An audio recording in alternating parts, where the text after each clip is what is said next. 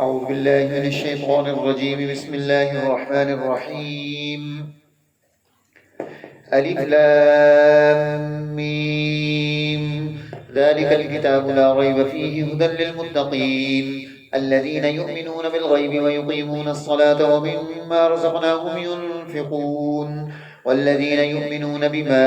أنزل إليك وما أنزل من قبلك وبالآخرة هم يوقنون أولئك على هدى من ربهم وأولئك هم المفلحون. إن الذين كفروا سواء عليهم أأنذرتهم أم لم تنذرهم لا يؤمنون. ختم الله على قلوبهم وعلى سمعهم وعلى أبصارهم غشاوة ولهم عذاب عظيم. ومن الناس من يقول آمنا بالله وباليوم الآخر وما هم بمؤمنين يخادعون الله والذين آمنوا وما يخدعون إلا أنفسهم وما يشعرون في قلوبهم مرض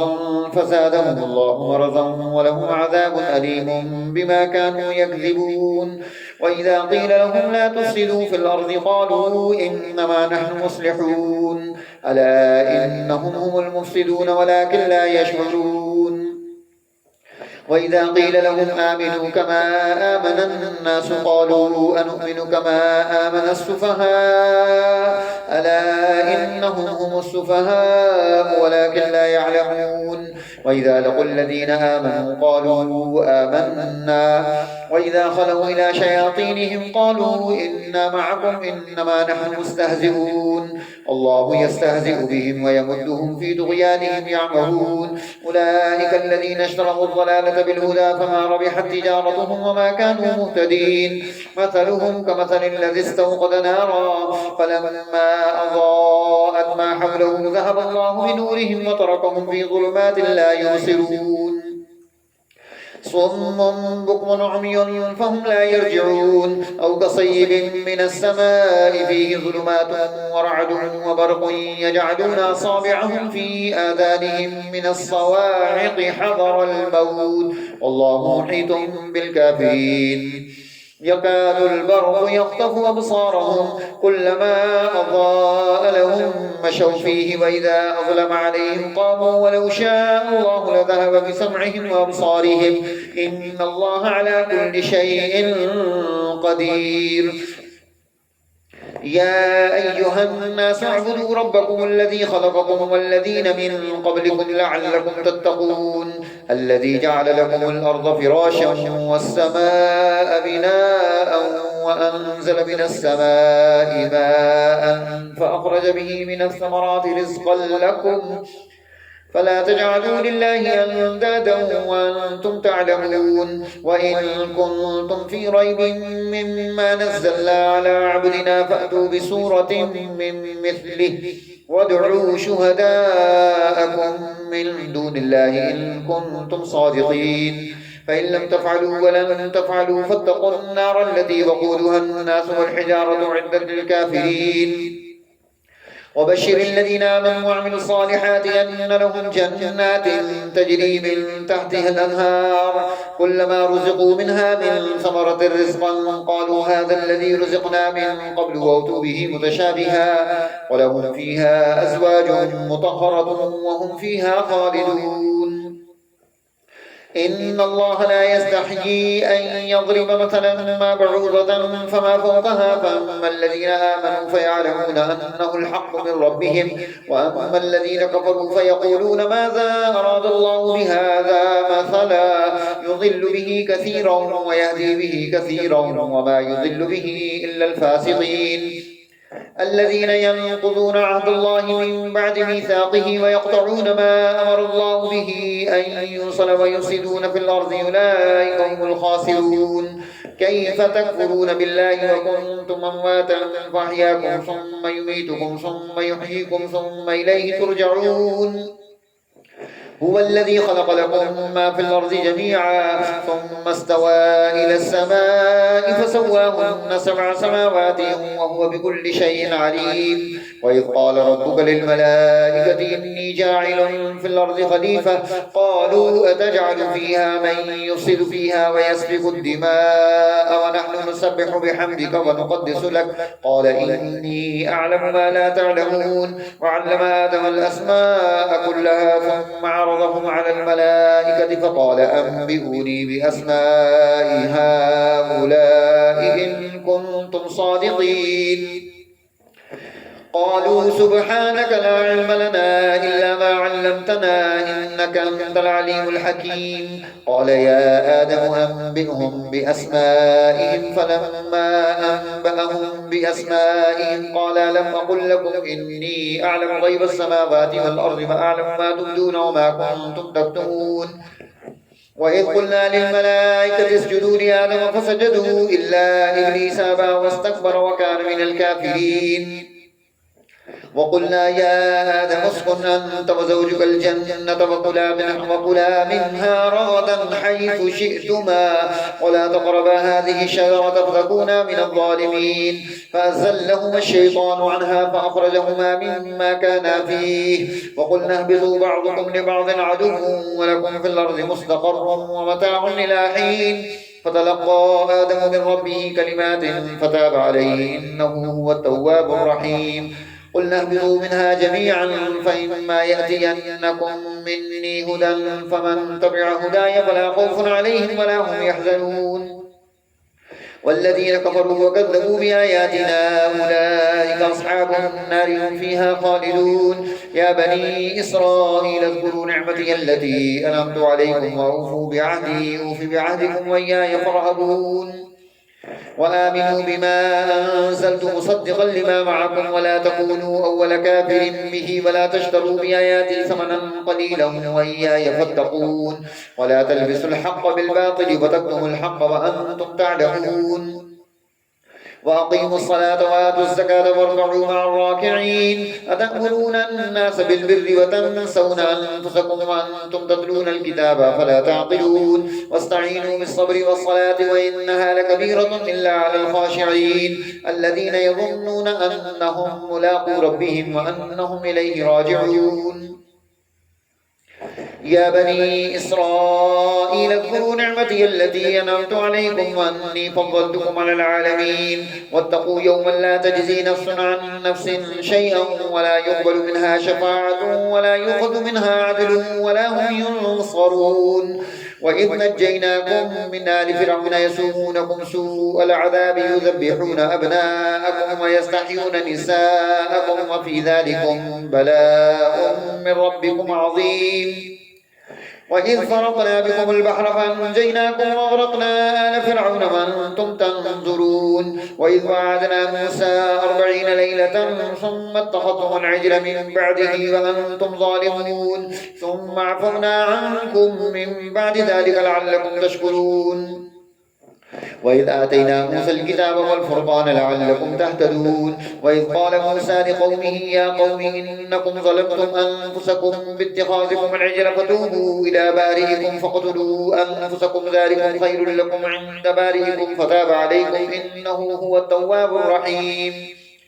وإذ قلتم يا موسى لن نؤمن لك حتى نرى الله جهرة فأخذتكم الصاعقة وأنتم تنظرون ثم بعثناكم من بعد موتكم لعلكم تشكرون. وظللنا عليكم الغمام وأنزلنا عليكم المن والسلوى كلوا من طيبات ما رزقناكم وما ظلمونا ولكن كانوا أنفسهم يظلمون. وإذ قلنا ادخلوا هذه القرية فكلوا منها حيث شئتم رغدا وادخلوا الباب سجدا وقولوا حطة نغفر لكم خطاياكم وسنزيد المحسنين. فبدل الذين ظلموا قولا غير الذي قيل لهم فأنزلنا على الذين ظلموا رجزا من السماء بما كانوا يفسقون.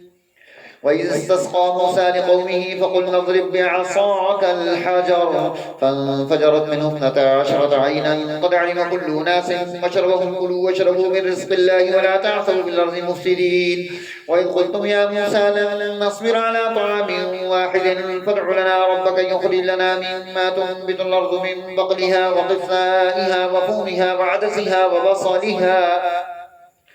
قال أتستبدلون الذي هو أدنى بالذي هو خير اهبطوا مصرا فإن لكم ما سألتم وضربت عليهم الذلة والمسكنة وباءوا بغضب من الله ذلك بأنهم كانوا يكفرون بآيات الله ويقتلون النبيين بغير الحق ذلك بما عصوا وكانوا يعتدون إن الذين آمنوا والذين هادوا والنصارى والصابئين من آمن بالله واليوم الآخر وعمل صالحا فلهم أجرهم عند ربهم ولا خوف عليهم ولا هم يحزنون وإذ أخذنا ميثاقكم ورفعنا فوقكم الطور خذوا ما آتيناكم بقوة واذكروا ما فيه لعلكم تتقون ثم توليتم من بعد ذلك فلولا فضل الله عليكم ورحمته لكنتم من الخاسرين ولقد علمتم الذين اعتدوا منكم في السبت فقلنا لهم كونوا قردة خاسئين فجعلناها نكالا لما بين يديها وما خلفها وموعظة للمتقين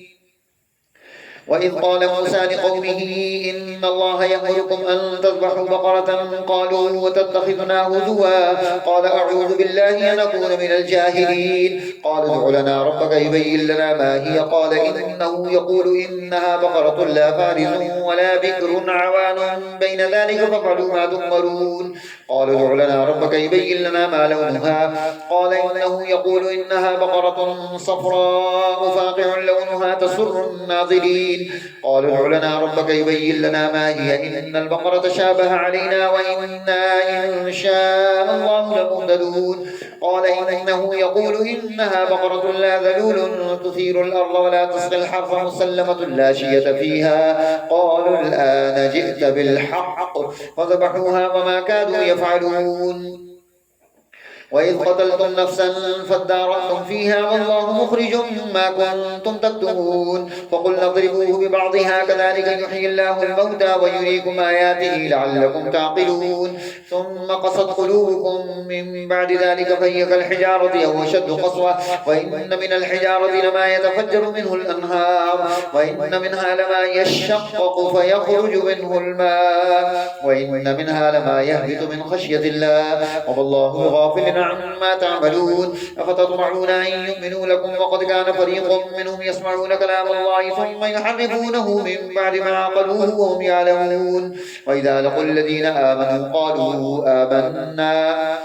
وإذا خلا بعضهم إلى بعض قالوا وتحدثونهم بما فتح الله عليكم ليحاجوكم به عند ربكم أفلا تعقلون أولا يعلمون أن الله يعلم ما يسرون وما يعلنون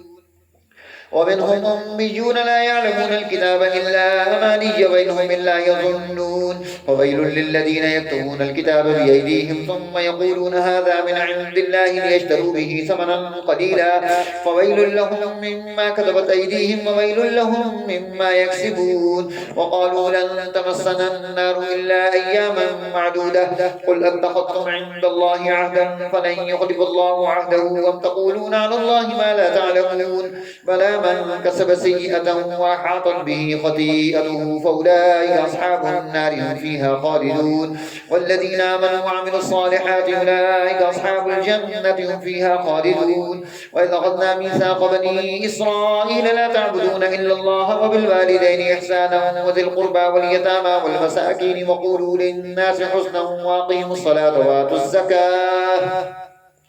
ثم توليتم إلا قليلا منكم وأنتم معرضون وإذا أخذنا ميثاقكم لا تسفكون دماءكم ولا تخرجون أنفسكم من دياركم ثم أقررتم وأنتم تشهدون ثم أنتم هؤلاء تقتلون أنفسكم وتخرجون فريقا منكم من ديارهم تظاهرون عليهم بالإثم والعدوان وإن يأتوكم أسارى تفادوهم وهو محرم عليكم إخراجهم أفتؤمنون ببعض الكتاب وتكفرون ببعض فما جزاء من يفعل ذلك منكم إلا خزي في الحياة الدنيا ويوم القيامة يردون إلى أشد العذاب وما الله بغافل عما تعملون أولئك الذين اشتروا الحياة الدنيا بالآخرة فلا يخفف عنهم العذاب ولا هم ينصرون ولقد آتينا موسى الكتاب وقفينا من بعده بالرسل وآتينا عيسى ابن مريم البينات وأيدناه بروح القدس أفكلما جاءكم رسول بما لا تهوى أنفسكم استكبرتم ففريقا كذبتم وفريقا تقتلون وقالوا قلوبنا غلف بل لعنهم الله بكفرهم فقليلا ما يؤمنون ولما جاءهم كتاب من عند الله مصدق لما معهم وكانوا من قبل يستفتحون على الذين كفروا فلما جاءهم ما عرفوا كفروا به فلعنة الله على الكافرين بئس ما اشتروا به أنفسهم أن يكفروا بما أنزل الله بغيا أن ينزل الله من فضله على من يشاء من عباده فباءوا بغضب على غضب وللكافرين عذاب مهين وإذا قيل لهم آمنوا بما أنزل الله قالوا نؤمن بما أنزل علينا ويكفرون بما وراءه وهو الحق مصدقا لما معهم قل فلم تقتلون أنبياء الله من قبل إن كنتم مؤمنين ولقد جاءكم موسى بالبينات ثم اتخذتم العجل من بعده وأنتم ظالمون وإذ أخذنا ميثاقكم ورفعنا فوقكم الطور خذوا ما آتيناكم بقوة واسمعوا قالوا سمعنا وعصينا واشربوا في قلوبهم العجل بكفرهم قل بئس ما يأمركم به إيمانكم إن كنتم مؤمنين قل إن كانت لكم الدار الآخرة عند الله خالصة من دون الناس فتمنوا الموت إن كنتم صادقين ولن يتمنوه أبدا بما قدمت أيديهم والله عليم بالظالمين ولتجدنهم أحرص الناس على حياة ومن الذين أشركوا يود أحدهم لو يعمر 1000 سنة وما هو بمزحزحه من العذاب أن يعمر والله بصير بما يعملون قل من كان عدوا لجبريل فإنه نزله على قلبك بإذن الله مصدقا لما بين يديه وهدى وبشرى للمؤمنين من كان عدوا لله وملائكته ورسله وجبريل وميكال فإن الله عدو للكافرين ولقد أنزلنا إليك آيات بينات وما يكفر بها إلا الفاسقون أو كلما عاهدوا عهدا نبذه فريق منهم بل أكثرهم لا يؤمنون ولما جاءهم رسول من عند الله مصدق لما معهم نبذ فريق من الذين أوتوا الكتاب كتاب الله وراء ظهورهم كأنهم لا يعلمون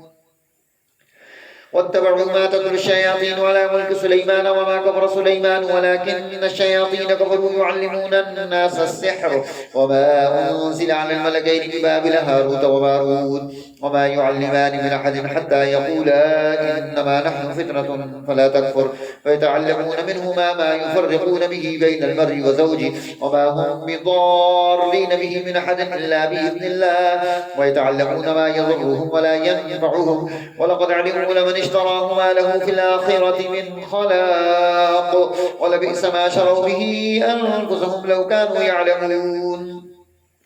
ولو أنهم آمنوا واتقوا لمثوبة من عند الله خير لو كانوا يعلمون يا أيها الذين آمنوا لا تقولوا راعنا وقولوا انظرنا واسمعوا وللكافرين عذاب أليم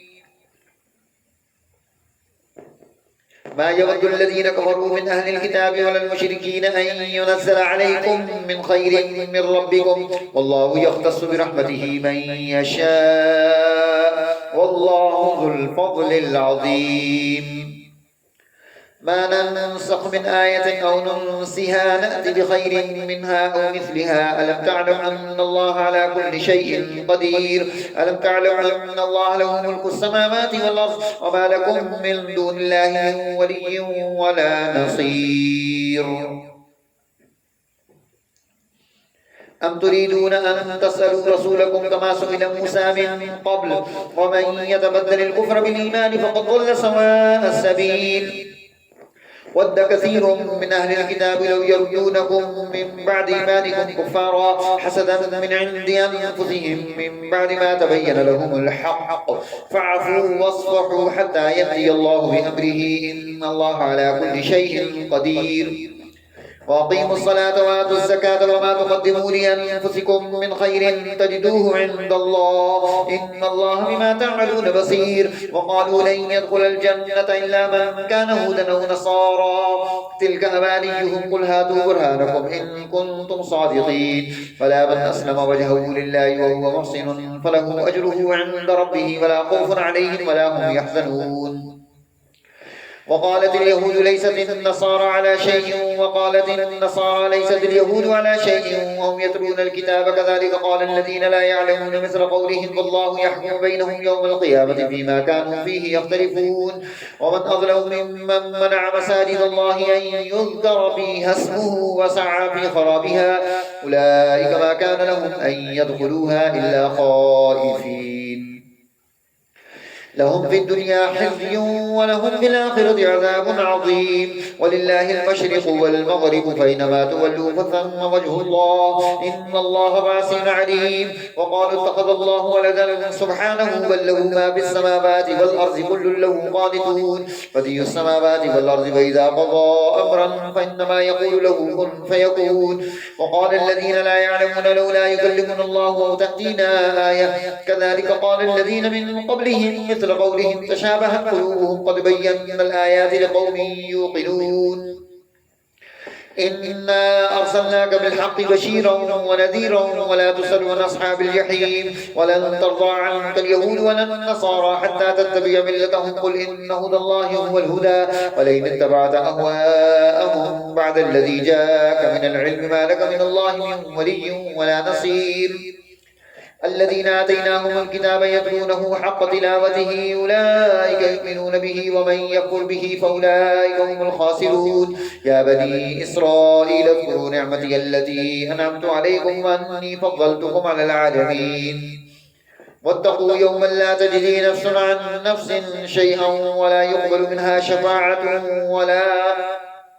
ولا هم ينصرون واتقوا يوما لا تجزي نفس عن نفس شيئا ولا يقبل منها عدل ولا تنفعها شفاعة ولا هم ينصرون وإذ ابتلى إبراهيم ربه بكلمات فأتمهن قال إني جاعلك للناس إماما قال ومن ذريتي قال لا ينال عهد الظالمين وإذ جعلنا البيت مثابة للناس وأمنا واتخذوا من مقام إبراهيم مصلى وعهدنا إلى إبراهيم وإسماعيل أن طهرا بيتي للطائفين والعاكفين والركع السجود وإذ قال إبراهيم رب اجعل هذا بلدا آمنا وارزق أهله من الثمرات من آمن منهم بالله واليوم الآخر قال ومن كفر فأمتعه قليلا ثم اضطره إلى عذاب النار وبئس المصير وإذ يرفع إبراهيم القواعد من البيت وإسماعيل ربنا تقبل منا إنك أنت السميع العليم ربنا واجعلنا مسلمين لك ومن ذريتنا أمة مسلمة لك وأرنا مناسكنا وتب علينا إنك أنت التواب الرحيم ربنا وابعث فيهم رسولا منهم يتلو عليهم آياتك ويعلمهم الكتاب والحكمة ويزكيهم إنك أنت العزيز الحكيم ومن يرغب عن ملة إبراهيم إلا من سفه نفسه ولقد اصطفيناه في الدنيا وإنه في الآخرة لمن الصالحين إذ قال له ربه أسلم قال أسلمت لرب العالمين ووصى بها إبراهيم بنيه ويعقوب يا بني إن الله اصطفى لكم الدين فلا تموتن إلا وأنتم مسلمون أم كنتم شهداء إذ حضر يعقوب الموت إذ قال لبنيه ما تعبدون من بعدي قالوا نعبد إلهك وإله آبائك إبراهيم وإسماعيل وإسحاق إلها واحدا ونحن له مسلمون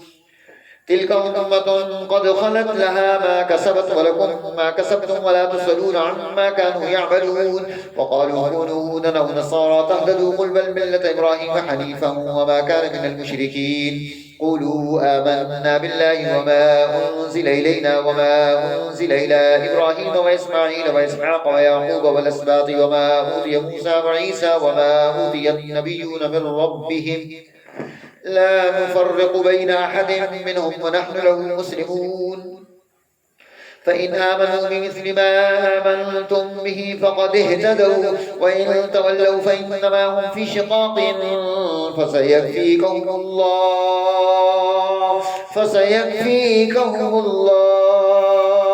فسيكفيكهم الله وهو السميع العليم صبغة الله ومن أحسن من الله صبغة ونحن له عابدون قل تحاجوننا في الله وهو ربنا وربكم ولنا أعمالنا ولكم أعمالكم ونحن له مخلصون أم تقولون إن إبراهيم وإسماعيل وإسحاق ويعقوب والأسباط كانوا هودا أو نصارى قل أأنتم أعلم أم الله ومن أظلم ممن كتم شهادة عنده من الله وما الله بغافل عما تعملون تلك أمة قد خلت لها ما كسبت ولكم ما كسبتم ولا تسألون عما كانوا يعملون سيقول السفهاء من الناس ما ولاهم عن قبلتهم التي كانوا عليها قل لله المشرق والمغرب يهدي من يشاء إلى صراط مستقيم وكذلك جعلناكم أمة وسطا لتكونوا شهداء على الناس ويكون الرسول عليكم شهيدا وما جعلنا القبلة التي كنت عليها إلا لنعلم من يتبع الرسول ممن ينقلب على عقبيه وإن كانت لكبيرة إلا على الذين هدى الله وما كان الله ليضيع إيمانكم إن الله بالناس لرؤوف رحيم قد نرى تقلب وجهك في السماء فلنولينك قبلة ترضاها فول وجهك شطر المسجد الحرام وحيثما كنتم فولوا وجوهكم شطره وإن الذين أوتوا الكتاب لا يعلمون أنه الحق من ربهم وما الله بغافل عما يعملون ولئن أتيت الذين أوتوا الكتاب بكل آية ما تبعوا قبلتك وما أنت بتابع قبلتهم وما بعضهم بتابع قبلة بعض ولئن اتبعت هواءهم من بعد ما جاءك من العلم إنك إذا لمن الظالمين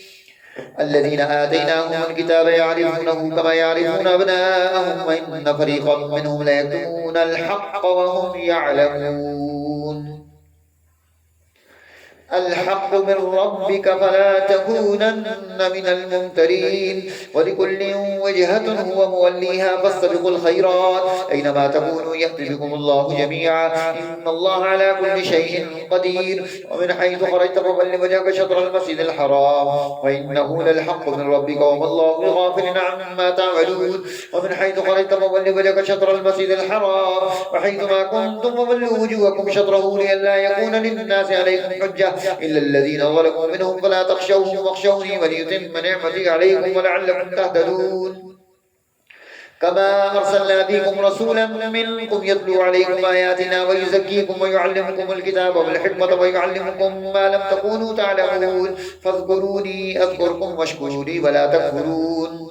يا أيها الذين آمنوا استعينوا بالصبر والصلاة إن الله مع الصابرين ولا تقولوا لمن يقتل في سبيل الله أموات بل أحياء ولكن لا تشعرون ولنبلونكم بشيء من الخوف والجوع ونقص من الأموال والأنفس والثمرات وبشر الصابرين الذين إذا أصابتهم مصيبة قالوا إنا لله وإنا إليه راجعون أولئك عليهم صلوات من ربهم ورحمة وأولئك هم المهتدون إن الصفا والمروة من شعائر الله فمن حج البيت واعتمر فلا جناح عليه أن يطوف بهما ومن تطوع خيرا فإن الله شاكر عليم إن الذين يكتمون ما أنزلنا من البينات والهدى من بعد ما بيناه للناس في الكتاب أولئك يلعنهم الله ويلعنهم اللاعنون إلا الذين تابوا وأصلحوا وبينوا فأولئك يتوب عليهم وأنا التواب الرحيم. إن الذين كفروا وماتوا وهم كفار أولئك عليهم لعنة الله والملائكة والناس أجمعين خالدين فيها لا يخفف عنهم العذاب ولا هم ينظرون. وإلهكم إله واحد لا إله إلا هو الرحمن الرحيم. إن في خلق السماوات والأرض واختلاف الليل والنهار والفلك التي تجري في البحر بما ينفع الناس وما أنزل الله من السماء من ماء فأحيا به الأرض بعد موتها وبث فيها من كل دابة وتصريف الرياح والسحاب المسخر بين السماء والأرض لآيات لقوم يعقلون. ومن الناس من يتخذ من دون الله أندادا يحبونهم كحب الله والذين آمنوا أشد حبا لله. ولو يرى الذين ظلموا إذ يرون العذاب أن القوة لله جميعا وأن الله شديد العذاب إذ تبرأ الذين اتبعوا من الذين اتبعوا ورأوا العذاب وتقطعت بهم الأسباب. وقال الذين اتبعوا لو أن لنا كرة فنتبرأ منهم كما تبرأوا منا كذلك يريهم الله أعمالهم حسرات عليهم وما هم بخارجين من النار. يا أيها الناس كلوا مما في الأرض حلالا طيبا ولا تتبعوا خطوات الشيطان إنه لكم عدو مبين. إنما يأمركم بالسوء والفحشاء وأن تقولوا على الله ما لا تعلمون. وإذا قيل لهم اتبعوا ما أنزل الله قالوا بل نتبع ما ألفينا عليه آباءنا ولو كان آباؤهم لا يعقلون شيئا ولا يهتدون. ومثل الذين كفروا كمثل الذي ينعق بما لا يسمع إلا دعاء ونداء صم بكم عمي فهم لا يعقلون. يا أيها الذين آمنوا كلوا من طيبات ما رزقناكم واشكروا لله إن كنتم إياه تعبدون. إنما حرم عليكم الميتة والدم ولحم الخنزير وما أهل به لغير الله فمن اضطر غير باغ ولا عاد فلا إثم عليه إن الله غفور رحيم. إن الذين يكتمون ما أنزل الله من الكتاب ويشترون به ثمنا قليلا أولئك ما يأكلون في بطونهم إلا النار ولا يكلمهم الله يوم القيامة ولا يزكيهم ولهم عذاب أليم. أولئك الذين اشتروا الضلالة بالهدى والعذاب بالمغفرة فما أصبرهم على النار ذلك بأن الله نزل الكتاب بالحق وإن الذين اختلفوا في الكتاب لفي شقاق بعيد. ليس البر أن تولوا وجوهكم قبل المشرق والمغرب ولكن البر من آمن بالله واليوم الآخر والملائكة والكتاب والنبيين وآتى المال على حبه ذوي القربى واليتامى والمساكين وابن السبيل والسائلين وفي الرقاب وأقام الصلاة وآتى الزكاة والموفون بعهدهم إذا عاهدوا والصابرين في البأساء والضراء وحين البأس أولئك الذين صدقوا وأولئك هم المتقون. يا أيها الذين آمنوا كتب عليكم القصاص في القتل الحر بالحر والعبد بالعبد والأنثى بالأنثى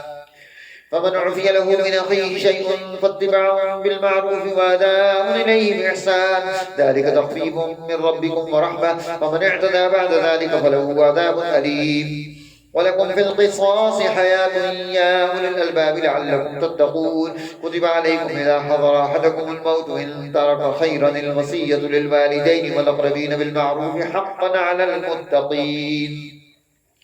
فمن بدله بعدما سمعه فإنما إثمه على الذين يبدلونه إن الله سميع عليم. فمن خاف من موص جنفا أو إثما فأصلح بينهم فلا إثم عليه إن الله غفور رحيم.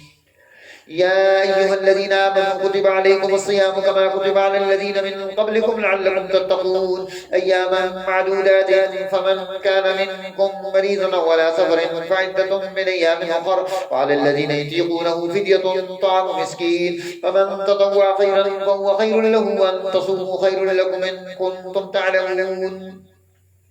شهر رمضان الذي أنزل فيه القرآن هدى للناس وبينات من الهدى والفرقان فمن شهد منكم الشهر فليصمه ومن كان مريضا أو على سفر فعدة من أيام أخر يريد الله بكم اليسر ولا يريد بكم العسر ولتكملوا العدة ولتكبروا الله على ما هداكم ولعلكم تشكرون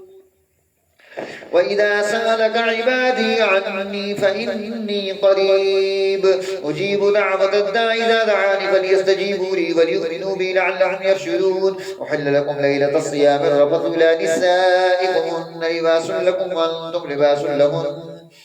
علم الله أنكم كنتم تختانون أنفسكم فتاب عليكم وعفى عنكم فالآن باشروهن وابتغوا ما كتب الله لكم وكلوا واشربوا حتى يتبين لكم الخيط الأبيض من الخيط الأسود من الفجر ثم أتموا الصيام إلى الليل ولا تباشروهن وأنتم عاكفون في المساجد تلك حدود الله فلا تقربوها كذلك يبين الله آياته للناس لعلهم يتقون ولا تأكلوا أموالكم بينكم بالباطل وتدلوا بها إلى الحكام لتأكلوا فريقا من أموال الناس بالإثم وأنتم تعلمون يسألونك عن الأهلة قل هي مواقيت للناس والحج وليس البر بأن تأتوا البيوت من ظهورها ولكن البر من اتقى وأتوا البيوت من أبوابها واتقوا الله لعلكم تفلحون وقاتلوا في سبيل الله الذين يقاتلونكم ولا تعتدوا إن الله لا يحب المعتدين وقتلوهم حيث ثقفتموهم وأخرجوهم من حيث أخرجوكم والفتنة أشد من القتل ولا تقاتلوهم عند المسجد الحرام حتى يقاتلوكم فيه فإن قاتلوكم فاقتلوهم كذلك جزاء الكافرين فإن انتهوا فإن الله غفور رحيم وقاتلوهم حتى لا تكون فتنة ويكون الدين لله فإن انتهوا فلا عدوان إلا على الظالمين الشهر الحرام بالشهر الحرام والحرمات قصاص فمن اعتدى عليكم فاعتدوا عليه بمثل ما اعتدى عليكم واتقوا الله واعلموا أن الله مع المتقين وأنفقوا في سبيل الله ولا تلقوا بأيديكم إلى التهلكة وأحسنوا إن الله يحب المحسنين وأتموا الحج والعمرة لله فإن أحصرتم فما استيسر من الهدي ولا تحلقوا رؤوسكم حتى يبلغ الهدي محله فمن كان منكم مريضا أو به أذى من رأسه ففدية من صيام أو صدقة أو نسك فإذا أمنتم فمن تمتع بالعمرة إلى الحج فما استيسر من الهدي فمن لم يزد فصيام 3 أيام في الحج و7 إذا رجعتم تلك 10 كاملة ذلك لمن لم يكن أهله حاضر المسجد الحرام واتقوا الله واعلموا أن الله شديد العقاب الحج أشهر معلومات فمن فرض فيهن الحج فلا رفث ولا فسوق ولا جدال في الحج وما تفعلوا من خير يعلمه الله وتزودوا فإن خير الزاد التقوى واتقون يا أولي الألباب ليس عليكم جناح أن تبتغوا فضلا من ربكم فإذا أفضتم من عرفات فاذكروا الله عند المشعر الحرام واذكروه كما هداكم وإن كنتم من قبله لمن الضالين ثم أفيضوا من حيث أفاض الناس واستغفروا الله إن الله غفور رحيم فإذا قضيتم مناسككم فاذكروا الله كذكركم آباءكم أو أشد ذكرا فمن الناس من يقول ربنا آتنا في الدنيا وما له في الآخرة من خلاق ومنهم من يقول ربنا آتنا في الدنيا حسنة وفي الآخرة حسنة وقنا عذاب النار أولئك لهم نصيب مما كسبوا والله سريع الحساب واذكروا الله في أيام معدودات فمن تعجل في يومين فلا إثم عليه ومن تأخر فلا إثم عليه لمن اتقى واتقوا الله واعلموا أنكم إليه تحشرون ومن الناس من يعجبك قوله في الحياة الدنيا ويشهد الله على ما في قلبه وهو لد الخصام فإذا تولى سعى في الأرض ليفسد فيها ويهلك الحرث والنسل والله لا يحب الفساد وإذا قيل له اتق الله أخذته العزة بالإثم فحسبه جهنم ولبئس المهاد. ومن الناس من يشري نفسه ابتغاء مرضات الله والله رؤوف بالعباد. يا أيها الذين آمنوا ادخلوا في السلم كافة ولا تتبعوا خطوات الشيطان إنه لكم عدو مبين. فإن زللتم من بعد ما جاءتكم البينات فاعلموا أن الله عزيز حكيم. هل ينظرون إلا أن يأتيهم الله في ظلل من الغمام والملائكة وقضي الأمر وإلى الله ترجع الأمور. سل بني إسرائيل كما آتيناهم من آية بينة ومن يبدل نعمة الله من بعد ما جاءته فإن الله شديد العقاب. زين للذين كفروا الحياة الدنيا ويسخرون من الذين آمنوا والذين اتقوا فوقهم يوم القيامة والله يرزق من يشاء بغير حساب. كان الناس أمة واحدة فبعث الله النبيين مبشرين ومنذرين وأنزل معهم الكتاب بالحق ليحكم بين الناس فيما اختلفوا فيه وما اختلف فيه إلا الذين أوتوه من بعد ما جاءتهم البينات بغيا بينهم فهدى الله الذين آمنوا لما اختلفوا فيه من الحق بإذنه والله يهدي من يشاء إلى صراط مستقيم. أم حسبتم أن تدخلوا الجنة ولما يأتكم مثل الذين خلوا من قبلكم مستهم البأساء والضراء وزلزلوا حتى يقول الرسول والذين آمنوا معه متى نصر الله ألا إن نصر الله قريب. يسألونك ماذا ينفقون قل ما أنفقتم من خير فللوالدين والأقربين واليتامى والمساكين وابن السبيل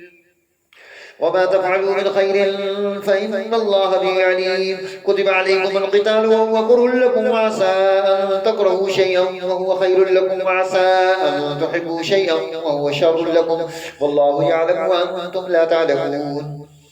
يسألونك عن الشهر الحرام قتال فيه قل قتال فيه كبير وصد عن سبيل الله وكفر به والمسجد الحرام وإخراج أهله منه أكبر عند الله والفتنة أكبر من القتل ولا يزالون يقاتلونكم حتى يردوكم عن دينكم إن استطاعوا ومن يرتد منكم عن دينه فيمت وهو كافر فأولئك حبطت أعمالهم في الدنيا والآخرة وأولئك أصحاب النار هم فيها خالدون. إن الذين آمنوا والذين هاجروا وجاهدوا في سبيل الله أولئك يرجون رحمة الله والله غفور رحيم. يسألونك عن الخمر والميسر قل فيهما إثم كبير ومنافع للناس وإثمهما أكبر من نفعهما ويسألونك ماذا ينفقون قل العفو كذلك يبين الله لكم الآيات لعلكم تتفكرون في الدنيا والآخرة. ويسألونك عن اليتامى قل إصلاح لهم خير وإن تخالطوهم فإخوانكم والله يعلم المفسد من المصلح ولو شاء الله لعنتكم إن الله عزيز حكيم. ولا تنكحوا المشركات حتى يؤمن ولامة مؤمنة خير من مشركة ولو أعجبتكم ولا تنكحوا المشركين حتى يؤمنوا ولا عبد مؤمن خير من مشرك ولو أعجبكم أولئك يدعون إلى النار والله يدعو إلى الجنة والمغفرة بإذنه ويبين آياته للناس لعلهم يتذكرون. ويسألونك عن المحيض قل هو أذى فاعتزلوا النساء في المحيض ولا تقربوهن حتى يطهرن فإذا تطهرن فأتوهن من حيث أمركم الله إن الله يحب التوابين ويحب المتطهرين. نساؤكم حرث لكم فأتوا حرثكم أن شئتم وقدموا لأنفسكم واتقوا الله واعلموا أنكم ملاقوه وبشر المؤمنين. ولا تجعلوا الله عرضة لأيمانكم أن تبروا وتتقوا وتصلحوا بين الناس والله سميع عليم. لا يؤاخذكم الله باللغو في أيمانكم ولكن يؤاخذكم بما كسبت قلوبكم والله غفور حليم.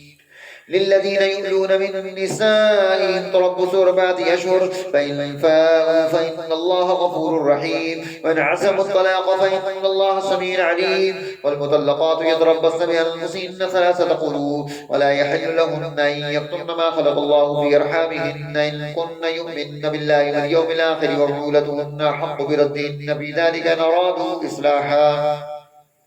ولهن مثل الذي عليهن بالمعروف وللرجال عليهن درجة والله عزيز حكيم. الطلاق مرتان فإمساك بمعروف أو تسريح بإحسان. ولا يحل لكم أن تأخذوا مما آتيتموهن شيئا إلا أن يخافا ألا يقيما حدود الله، فإن خفتم ألا يقيما حدود الله فلا جناح عليهما فيما افتدت به، تلك حدود الله فلا تعتدوها، ومن يتعد حدود الله فأولئك هم الظالمون. فإن طلقها فلا تحل له من بعد حتى تنكح زوجا غيره، فإن طلقها فلا جناح عليهما أن يتراجعا إن ظنا أن يقيما حدود الله، وتلك حدود الله يبينها لقوم يعلمون. وإذا طلقتم النساء فبلغن أجلهن فامسكوهن بمعروف أو سرحوهن بمعروف ولا تمسكوهن ضرارا لتعتدوا، ومن يفعل ذلك فقد ظلم نفسه. ولا تتخذوا آيات الله هزوا واذكروا نعمة الله عليكم وما أنزل عليكم من الكتاب والحكمة يعظكم به، واتقوا الله واعلموا أن الله بكل شيء عليم. وإذا طلقتم النساء فبلغن أجلهن فلا تعذروهن أن ينكحن أزواجهن إذا تراضوا بينهم بالمعروف، ذلك يوعظ به من كان منكم يؤمن بالله واليوم الآخر، ذلكم أزكى لكم وأطهر، والله يعلم وأنتم لا تعلمون. والوالدات يرضعن أولادهن حولين كاملين لمن أراد أن يتم الرضاعة، وعلى المولود له رزقهن وكسوتهن بالمعروف، لا تكلف نفس إلا وسعها، لا تضار والدة بولدها ولا مولود له بولده، وعلى الوارث مثل ذلك، فإن أرادا فصالا عن تراض منهما وتشاور فلا جناح عليهما. وإن أردتم أن تسترضعوا أولادكم فلا جناح عليكم إذا سلمتم ما آتيتم بالمعروف، واتقوا الله واعلموا أن الله بما تعملون بصير. والذين يتوفون منكم ويذرون أزواجا يتربصن بأنفسهن 4 أشهر وعشرا، فإذا بلغن أجلهن فلا جناح عليكم فيما فعلن في أنفسهن بالمعروف، والله بما تعملون خبير. ولا جناح عليكم فيما عرضتم به من خطبة النساء أو أكننتم في أنفسكم، علم الله أنكم ستذكرونهن ولكن لا تواعدوهن سرا إلا أن تقولوا قولا معروفا، ولا تعزموا عقدة النكاح حتى يبلغ الكتاب أجله، واعلموا أن الله يعلم ما في أنفسكم فاحذروه، واعلموا أن الله غفور حليم.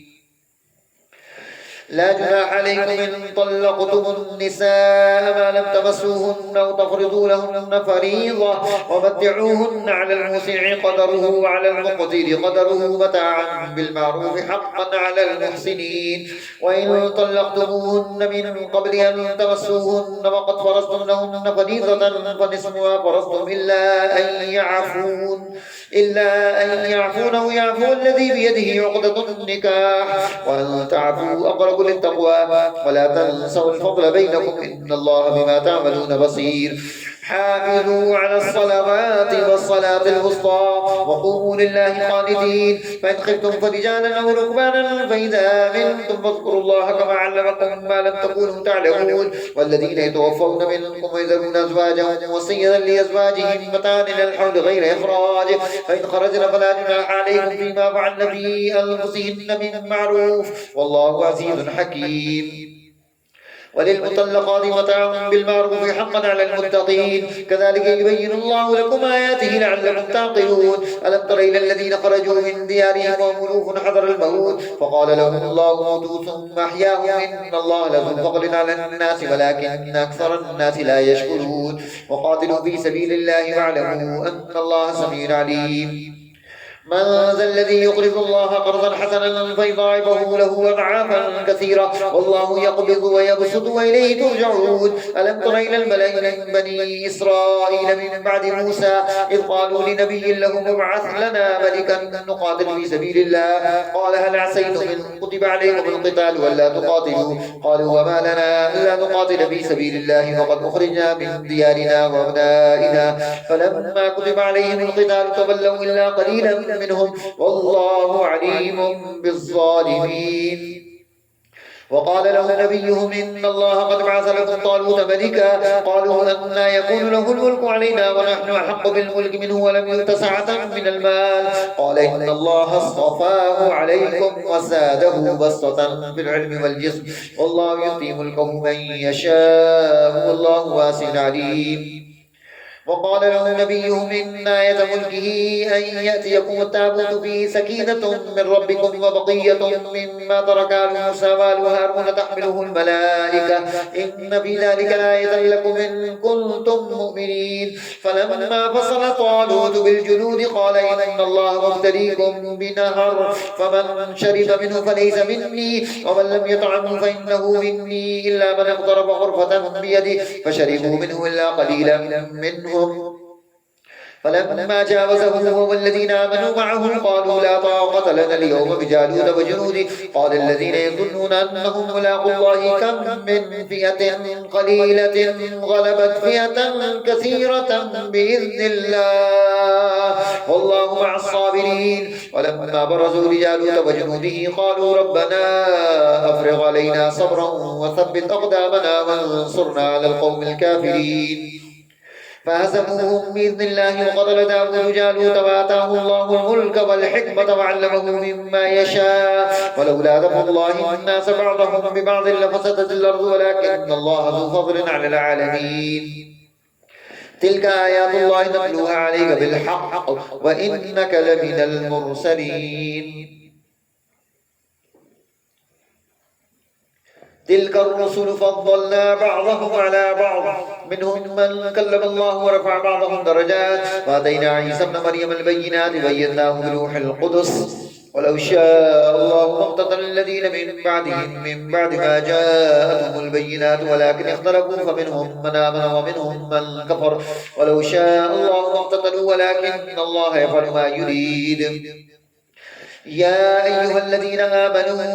أنفقوا مما رزقناكم من قبل أن يأتي يوم لا بيع فيه ولا خلة ولا شفاعة والكافرون هم الظالمون. الله لا إله إلا هو الحي القيوم لا تأخذه سنة ولا نوم له ما في السماوات وما في الأرض من ذا الذي يشفع عنده إلا بإذنه يعلم ما بين أيديهم وما خلفهم ولا يحيطون بشيء من علمه إلا بما شاء وسع كرسيه السماوات والأرض ولا يؤوده حفظهما وهو العلي العظيم.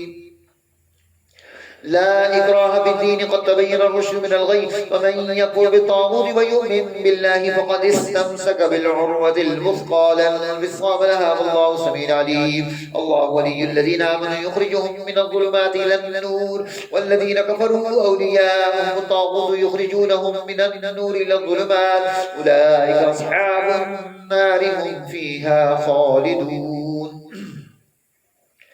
ألم تر إلى الذي حاج إبراهيم في ربه أن آتاه الله الملك إذ قال إبراهيم ربي الذي يحيي ويميت قال أنا أحيي وأميت قال إبراهيم فإن الله يأتي بالشمس من المشرق فأت بها من المغرب فبهت الذي كفر والله لا يهدي القوم الظالمين.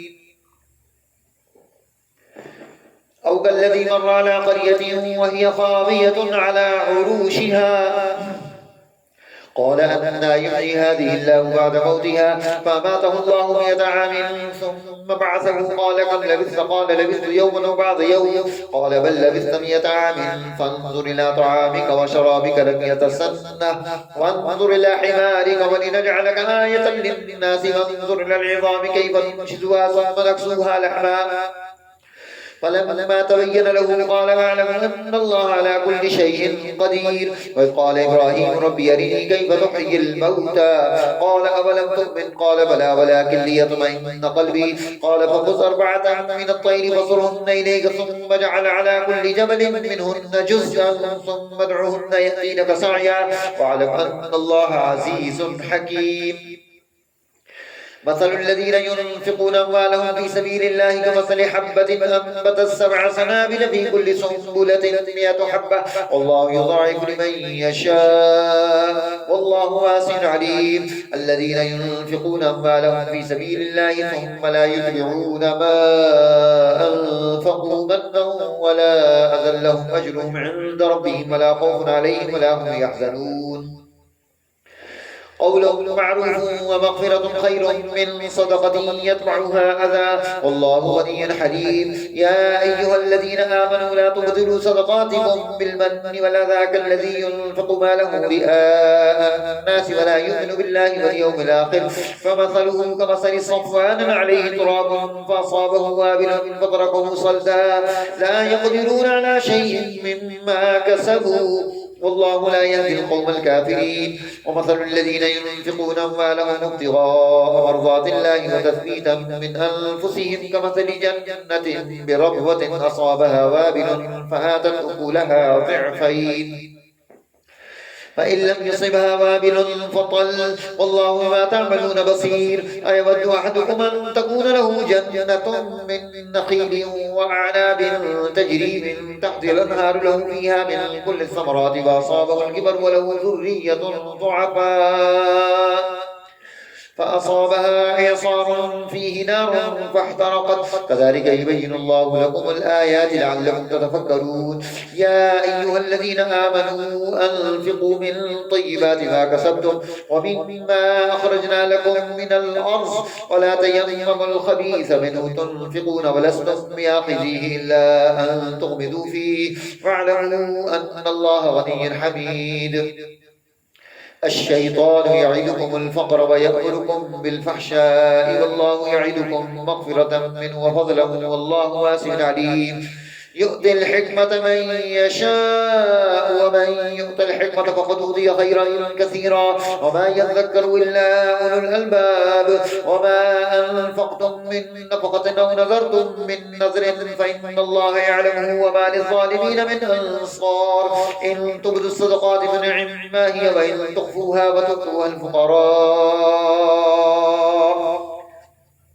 وتؤتوها الفقراء فهو خير لكم ويكفر عنكم من سيئاتكم والله ما تعملون خبير. ليس عليك هداهم ولكن الله يهدي من يشاء. وما تنفقوا من خير فلأنفسكم وما تنفقون إلا ابتغاء وجه الله وما تنفقوا من خير يوفى إليكم وأنتم لا تظلمون. للفقراء الذين احصروا في سبيل الله لا يستطيعون ضربا في الأرض يحسبهم الجاهل أغنياء من التعفف تعرفهم بسيماهم لا يسألون الناس إلحافا وما تنفقوا من خير فإن الله به عليم. الذين ينفقون أموالهم بالليل والنهار سرا وعلانية فلهم أجرهم عند ربهم ولا خوف عليهم ولا هم يحزنون. الذين يأكلون الربا لا يقومون إلا كما يقوم الذي يتخبطه الشيطان من المس ذلك بأنهم قالوا إنما البيع مثل الربا وأحل الله البيع وحرم الربا. فمن جاءه موعظة من ربه فانتهى فله ما سلف وأمره إلى الله ومن عاد فأولئك أصحاب النار هم فيها خالدون. يمحق الله الربا ويربي الصدقات والله لا يحب كل كفار أثيم. إن الذين آمنوا وعملوا الصالحات وأقاموا الصلاة وآتوا الزكاة لهم أجرهم عند ربهم ولا خوف عليهم ولا هم يحزنون. يا أيها الذين آمنوا اتقوا الله وذروا ما بقي من الربا إن كنتم مؤمنين فإن لم تفعلوا فأذنوا بحرب من الله ورسوله وإن تبتم فلكم رؤوس أموالكم لا تظلمون ولا تظلمون. وإن كان ذو عسرة فنذرة إلى ميسرة وأن تصدقوا خير لكم إن كنتم تعلمون. واتقوا يوما ترجعون فيه إلى الله ثم توفى كل نفس ما كسبت وهم لا يظلمون. يا أيها الذين آمنوا إذا تداينتم بدين إلى أجل مسمى فاكتبوه وليكتب بينكم كاتب بالعدل ولا يأب كاتب أن يكتب كما علمه الله وليكتب وليملل الذي عليه الحق وليتق الله ربه ولا يبخس منه شيئا فإن كان الذي عليه الحق صبيا أو ضعيفا أو لا يستطيع أن يمل فليملل وليه بالعدل واستشهدوا شهيدين من رجالكم فإن لم يكونا رجلين فرجل وامرأتان ممن ترضون من الشهداء أن تضل إحداهما فتذكر إحداهما الأخرى ولا يأبى الشهداء إذا ما دعوا ولا تسأموا أن تكتبوه صغيرا أو كبيرا إلى أجله ذلكم أقسط عند الله وقوم للشهادة وأدنى ألا ترتابوا إلا أن تكون تجارة حاضرة تديرونها بينكم فليس عليكم جناح لا تكتبوها وأشهدوا إذا تبايعتم ولا يضار كاتب ولا شهيد وإن تفعلوا فإنه فسوق بكم واتقوا الله ويعلمكم الله والله بكل شيء عليم وإن كنتم على سفر ولم تجدوا كاتبا فرهان مقبوضة فإن من بعضكم بعضا فليؤدي الذي اؤتمن أمانته وليتق الله ربه ولا تكتموا الشهادة ومن يكتمها فإنه آثم قلبه والله ما تعملون عليم لله ما في السماوات وما في الأرض وإن تبدوا ما في أنفسكم أو تخفوه يحاسبكم به الله فيغفر لمن يشاء ويعذب من يشاء